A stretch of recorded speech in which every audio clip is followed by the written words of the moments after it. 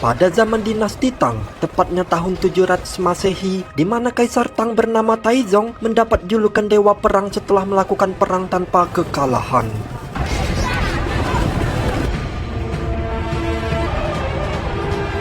Ia memimpin 200.000 prajurit untuk menyerang Goguryeo dan banyak benteng sudah jatuh ke tangan Taizong. Invasi Kaisar Tang berlanjut di Gunung Jupil. Pertempuran Goguryeo melawan Kaisar Tang sedang berlangsung.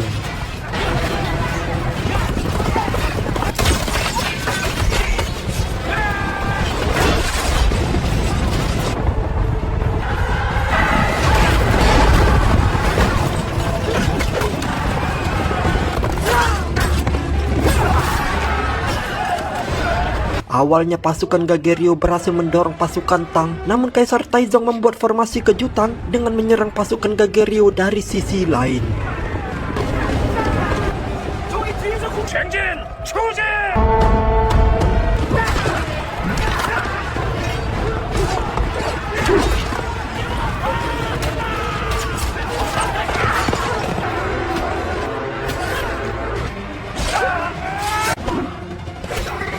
Formasi tersebut berhasil memukul mundur pasukan Goguryeo. Setelah pertarungan usai, 150 prajurit Goguryeo tewas dan hanya menyisakan kurang dari 10.000 prajurit. Sementara itu, setelah kemenangan Kaisar Taizong, pasukan Tang berhasil menawan seorang Cainayang Goguryeo bernama Tu Kiem dan sebuah busur pusaka yang merupakan peninggalan Raja Chu Moong, pendiri kerajaan Goguryeo. Konon katanya, tidak ada yang bisa menarik pedang tersebut kecuali orang terpilih. Setelah pertempuran di Gunung Jupil, sekarang tinggal benteng Ansi sebelum kerajaan Tang tiba di ibu kota Goguryeo. Di tempat lain, seorang kadet bernama Samsul yang berhasil selamat dan bertemu Jenderal Goguryeo bernama Yeon. Jenderal Yeon menganggap bahwa Mancun telah mengkhianati Goguryeo karena tidak mengirim bala bantuan untuk melawan pasukan Tang. Kemudian dengan memberikan sebuah belati, Jenderal Yeon memberikan misi kepada Samsul untuk membunuh Mancun yang merupakan komandan benteng Ansi. Jenderal Yeon menganggap bahwa benteng Ansi tidak bisa melawan pasukan Tang dan menganggap bahwa penduduk di sana juga termasuk pengkhianat karena mengikuti perintah Mancun. Sedangkan Jenderal Yeon akan kembali ke ibu kota guna mempersiapkan pasukannya untuk melawan pasukan Tang. Sedangkan Samsul memulai perjalanan menuju ke benteng Anzi. Di tengah perjalanan, Samsul bertemu dua orang prajurit Goguryeo yang kebetulan akan menuju ke benteng Anji. Mereka juga bertemu dengan seorang om-om yang ternyata adalah komandan Mancun. Mancun yang melihat para prajurit Goguryeo segera memerintahkan wakilnya bernama Chu untuk memeriksa kuda mereka. Mancun mulai curiga bahwa mereka adalah mata-mata, sedangkan tuan prajurit sebelumnya yang identitasnya terbongkar segera menyerangnya. Saat Chun akan mengeksekusi Samsul, ia mencoba menjelaskan bahwa dirinya seorang kadet yang berhasil selamat setelah melawan pasukan Tang. Ia dikirim untuk belajar dan sebagai bala bantuan untuk benteng Anzi. Mendengar pengakuan tersebut, Mancun masih belum percaya dan membawa Samsul ke bentengnya.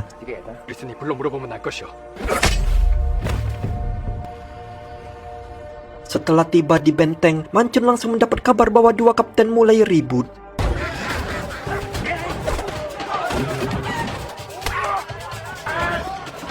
Setibanya di sana, Mancun segera menyuruh kedua kapten untuk membentuk formasi merapat. Oong dan Halbon yang mendengar perintah tersebut segera mematuhinya. Kedua kapten terlihat begitu menghormati komandan Mancun. Suatu ketika Samsul menghadap komandan Mancun guna mengungkapkan identitasnya. Tapi tiba-tiba Mancun menodongkan panahnya karena ia merasa curiga seorang kadet datang ke tempat benteng pengkhianat, ditambah benteng Ansi akan diserang oleh pasukan Tang. Namun Samsul beralasan bahwa ia terpaksa ke benteng Ansi karena dikejar musuh setelah semua anggota sukunya dibantai oleh pasukan Tang. Setelah mendengar penjelasan Samsul, Mancun memutuskan untuk percaya dengannya. Di malam harinya, Mancun mengumpulkan seluruh bawahannya guna memperkenalkan kepada Samsul, Poong kapten pasukan pedang, Halbon kapten pasukan kapak, dan Chu sebagai wakil komandan. Sedangkan Samsul diberikan tugas terhormat dengan membuat bendera Goguryeo. Di suatu malam, Samsul memulai misinya dengan mengikuti Mancun. Beberapa saat kemudian, Mancun tiba di salah satu rumah warga yang baru melahirkan. Rupa-rupanya, Mancun ingin memberi selamat dan memberikan hadiah kepada keluarga tersebut. Mancun dicap pengkhianat ternyata sangat dihormati para warga. Bahkan anak mereka diberi nama belakang Mancun. Sementara itu, Samsul mulai ragu dengan misinya. Keesokan paginya, Mancun beserta anak buahnya sedang mempersiapkan sebuah parit. Karena tidak melihat para kaptennya, Mancun pergi mencari kapten berkuda bernama Paso. Setelah tiba di tempat Paso, ia tak sengaja melihat kapten pasukan pemanah bernama Beka yang juga merupakan adik Mancun sedang berduaan. Singkat cerita, Mancun emosi karena mereka berduaan di tengah kondisi perang. Saat ketegangan terjadi, tiba-tiba peringatan tanda pasukan musuh terdengar. 그들이 여기까지 났다. Saat Mancun sedang bersiap, ia berpura-pura meminjam belati Samsul dan mengetahui bahwa Samsul merupakan seorang kiriman Jenderal Yeon. Selang beberapa saat Chu tiba. Chu juga sudah mengetahui identitas Samsul dan berniat membunuhnya. Namun Mancun mencegahnya karena ia menganggap Samsul masih seorang bocah yang labil. Sedangkan Samsul melanjutkan tugasnya sebagai pembawa bendera ke medan pertempuran. Film berpindah di dinding benteng di mana para pasukan Ansi sudah bersiap. Paso dan Beka beserta pasukannya bersiap di masing-masing sisi benteng. Kemudian Mancun ditemani Chu dan Samsul tiba di dinding. Di lain sisi, pasukan Tang sudah bersiap dengan jumlah 200.000 pasukan. Melihat banyaknya pasukan Tang membuat pasukan Ansi mulai kena mental. Mancun yang melihat pasukannya ketakutan segera memerintahkan untuk melihat ke belakang. Di sana para warga yang tidak berdaya dan keluarga yang mereka sayangi sedang berlindung dan menaruh harapan agar Ansi bisa menang. Perkataan Mancun pun membuat semua moral pasukan Ansi bergejolak. Sedangkan Samsul masih ragu untuk memenangkan perang melihat jumlah pasukan Tang.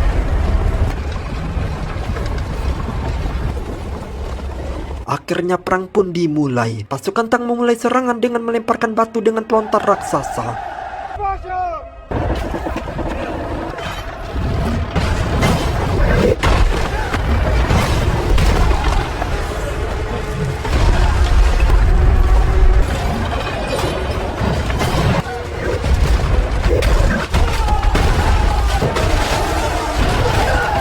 Serangan tersebut hampir mengenai Samsul, namun ia diselamatkan oleh Mancun. Gempuran batu terus menerjang dinding, namun karena dinding sudah diisi lumpur membuat dinding Ansi masih bertahan.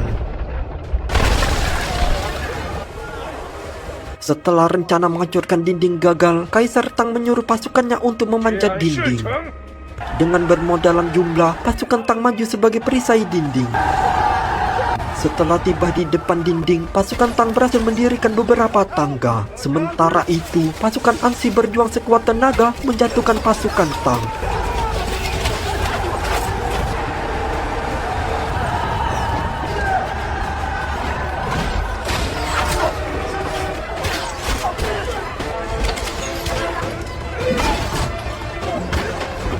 Kemudian Mancun segera memberikan perintah untuk menjatuhkan ranjau paku dan batu untuk menghalau para pasukan Tang. Serangan tersebut berhasil menjatuhkan beberapa pasukan Tang.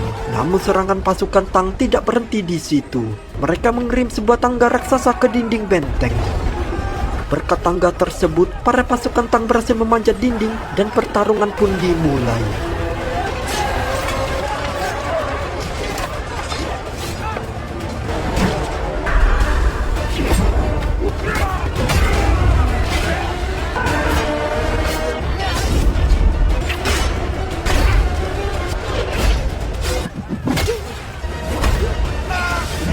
Di tempat lain, pasukan Tang mulai mengirim penghancur gerbang guna membobol masuk.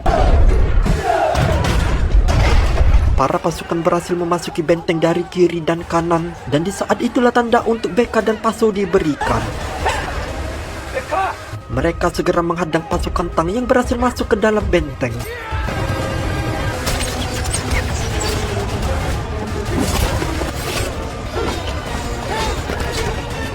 Di saat yang sama, gerbang benteng berhasil dijebol. Para pasukan Tang segera menyerang ke dalam benteng. Namun parit yang sebelumnya dibuat segera didirikan. Kemudian Mancun segera menutup pintu gerbang, disusul hujan anak panah yang membantai pasukan Tang. Akhirnya serangan balik pasukan Anzi dimulai dengan sebuah perintah dari Mancun untuk membentuk formasi menutup. Para pasukan Anzi membentuk barisan rapat dengan pemegang perisai berada di depan. Kemudian pasukan Anzi mulai mendorong pasukan Tang hingga terjatuh dari dinding. Setelah pasukan Tang yang berada di dinding sudah disingkirkan, Mancun segera menyuruh menembak balista untuk menjatuhkan tangga raksasa.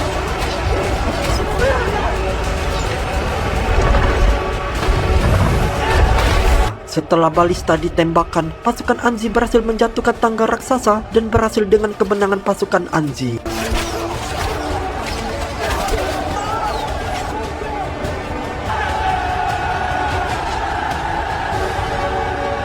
Sedangkan Samsul yang dari tadi pelangak-pelongok mulai kagum dengan kepemimpinan Mancun.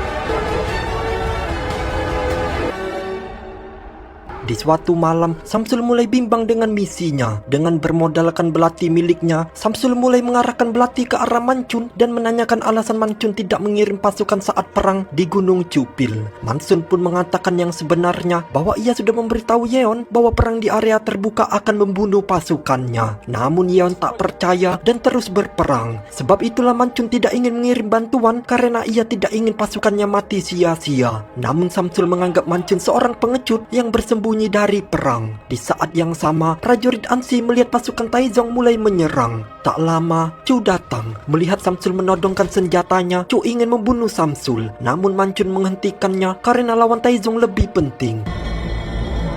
Di dinding benteng, Kaisar Tao mengirim sejumlah menara guna mengepung di dekat dinding. Para pasukan Tang berhasil tiba di dalam benteng.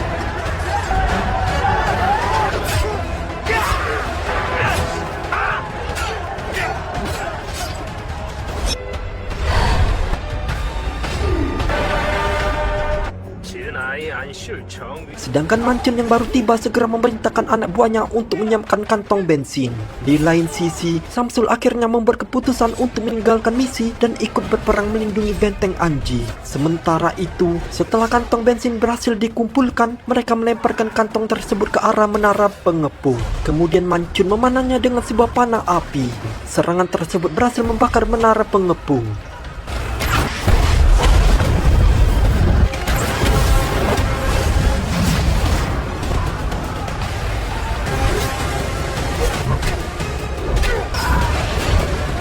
Namun setelah membakar menara terakhir, sebat tombak melesat mengenai Mancun. Kemudian kapten pasukan Tang menyerang Mancun, namun berhasil dihentikan oleh Samsul.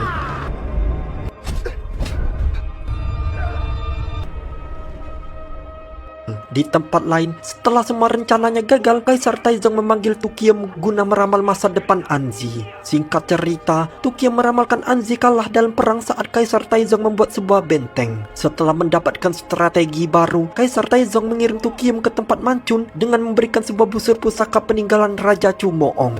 Tukiem meminta Mancun untuk menyerah karena pasukan Tang akan membuat sebuah benteng dari tanah yang tingginya melebihi ukuran benteng Anzi. Karena benteng tersebutlah ia melihat masa depan Anzi kalah. Namun Mancun menolak menyerah dan akan terus berjuang demi penduduk Anzi.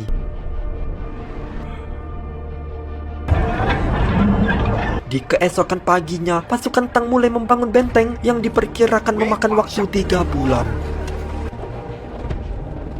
Sementara itu, Paso mengajukan diri untuk membuat serangan kejutan di tengah malam ke tenda Kaisar Taizong. Karena melihat ukuran benteng Tang, pasukan Anzi tidak akan menang jika benteng Tang selesai dibangun. Setelah mempertimbangkan beberapa hal, Mancun akhirnya setuju dengan rencana Paso. Di malam harinya, Paso bersiap menjalankan misi dan sempat pamit ke Beka.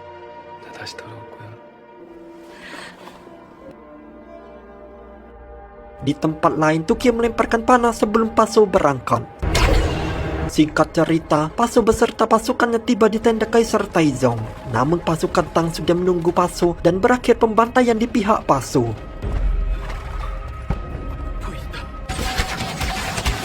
Paso berusaha sekuat tenaga ke tenda untuk melaporkan bahwa ada mata-mata di benteng Anzi. Sampai akhirnya Paso tewas. Tiba-tiba Tukium datang dan mengatakan bahwa rencana Paso yang membocorkan adalah dirinya. Tukium ingin Mancun menyerah karena wangsit yang didapat Tukium bahwa Anzi akan kalah dalam perang. Tukium ingin mengurangi korban dengan membuat Anzi menyerah ke tangan Kaisar Taizong. Mendengar hal tersebut, semua kapten yang berada di tempat marah sedangkan Mancun mencoba menahan amarahnya. Tiba-tiba dari arah belakang, Samsul menggorok Tukium dan mengatakan bahwa Anzi tidak akan kalah. Setelah membunuh Tukium, Samsul mengatakan akan meminta bantuan pasukan ke Jenderal Yeon. Mancun ragu dengan permintaan Samsul mengingat ia telah dicap pengkhianat. Namun Mancun tidak mempunyai pilihan lain dan mengirim Samsul untuk meminta bantuan. Waktu terus berlarut, suatu ketika Mancun mendapat laporan dari Chu bahwa benteng Tang akan selesai 10 hari lagi. Mendengar hal tersebut, Mancun mulai mempercayai wangsit yang didapatkan oleh Tukium bahwa Anzi akan hancur. 성주만 믿고 여기까지 왔습니다. 죽은 걸까? Samsul tiba di ibu kota dan bertemu dengan Jenderal Yeon. Setelah menjelaskan situasi, Samsul mencoba meminta bantuan pasukan. Namun Jenderal Yeon tidak peduli dengan Anzi dan Mancun yang merupakan seorang pengkhianat. Sedangkan Samsul mencoba meyakinkan bahwa Mancun bukan pengkhianat. Mancun mampu membuat strategi yang mampu membuat Anzi bertahan hingga sekarang. 우리가 반역질함에도 그들도 고구려입니다. Film kembali ke benteng Anzi di mana Mancun kebingungan membuat strategi melawan Taizong. Saat Mancun melihat para bocil yang sedang bermain pasir dan membuat sebuah ide, kemudian Mancun mengumpulkan semua kapten dan para penambang guna membicarakan idenya. Samsul ingin menjatuhkan benteng dengan cara menghancurkan tambang yang telah berada di bawah benteng tanah buatan Tang. Namun setelah benteng runtuh, benteng akan mengarah lebih dekat ke benteng yang membuat pasukan Tang lebih gampang menyerang. 그때에 맞춰 우리가 토산을 Rencana mulai dilakukan, namun malam harinya hujan turun yang membuat tambang tergenang air.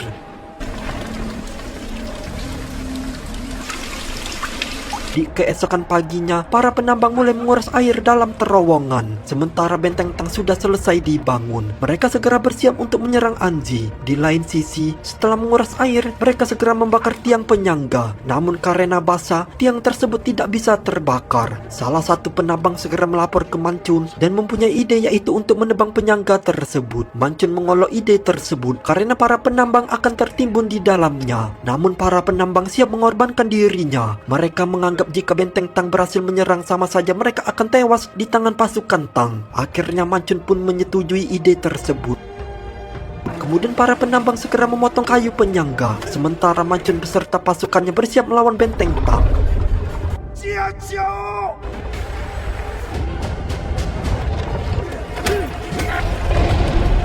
Setelah beberapa saat, akhirnya tiang penyangga mulai roboh, diikuti senyum di muka penambang yang bangga ikut tewas dalam perang. Setelah tambang roboh, benteng tanah milik Kaisar Taizong mulai runtuh.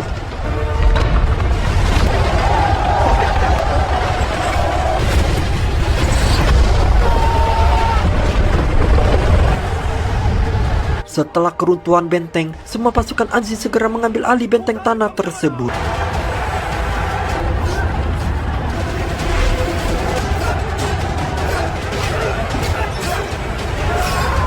Jenderal Taizong yang melihat rencananya gagal kesekian kalinya begitu marah. Akhirnya Jenderal Taizong menyuruh semua pasukannya untuk kembali merebut benteng tanah tersebut dengan kekuatan penuh.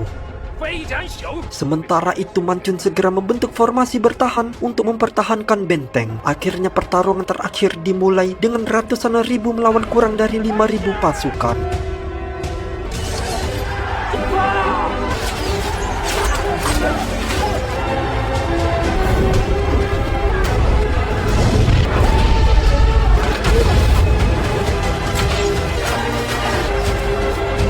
Pertarungan terjadi siang dan malam dan sudah terjadi selama 3 hari. Pasukan mulai kelelahan ditambah mereka kehabisan anak panah. Sedangkan Jenderal Taizong yang mengetahui Anzi kehabisan amunisi segera menyerang dengan barbar. Saat Mancun melihat Kaisar Taizong berada di tengah pasukan, ia mempunyai ide untuk memanah menggunakan panah pusaka peninggalan raja pertama. Sementara itu, pasukan Anzi mulai berguguran akibat gempuran pasukan Tang. Sedangkan Mancun mencoba menarik panah, namun ia gagal menarik busur tersebut. Saat Mancun melihat sekeliling, ia melihat pasukannya mulai dibabat habis oleh pasukan Tang. Harapan yang tersia-sia hanya sebuah panah yang berada di tangannya. Kemudian ia mencoba menarik panah sekali lagi dan teringat semua kenangan saat semua rekan-rekannya tewas. Akhirnya Mancun berhasil melepaskan anak panah tersebut dan anak panah itu mengenai mata Kaisar Taizong.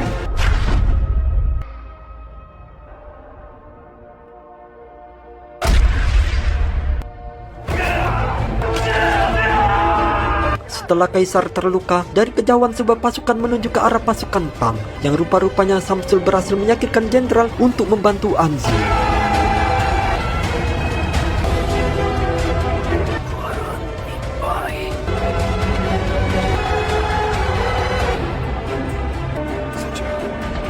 Setelah kekalahan Kaisar, Taizong memerintahkan untuk tidak menyerang Gagerio dan Taizong tewas akibat luka yang diterimanya. Sementara itu, Mancun memulai kembali membangun benteng Anzi, sedangkan Samsul kembali ke ibu kota. Film pun tamat. 감사합니다.